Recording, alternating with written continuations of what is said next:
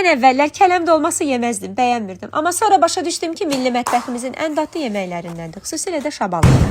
Hamımızın bir cavabsız sualı var, bu günə nə bişirim? Elə bişdiş tətbiqində gəzərkən kələm dolması çıxdı rastıma. I am hungry kələm dolma reseptini isə tətbiqdən tapa bilərsiniz. Kələmin üst 2 lay qabığını soyub atıram. Yuyub pörtlədirəm. Yarpaqlayıb orta zoğunu kəsirəm. İçinə isə çəkilmiş mal əti, soğan, quzu quyruğu, yumru düyü, zirinc, duz istiot və azca da keşniş şüyüd qatıram. Əti yaxşıca yoğururam.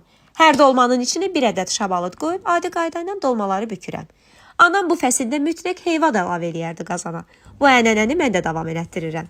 Üzərinə zəfəran dəmləməsi gəzdirib, bir burun bişirib yarım fabrikat üçün olan dolmaları ayırıram. Plastik qabda dondurucuda saxlayıram.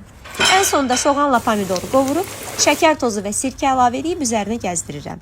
Bu dolmada qəşəng rəng və dad verir. Bilmirəm siz necə hazırlayırsınız, amma əminəm ki, hər Azərbaycanlı xanımın mətbəxində mütləq dolma bişir.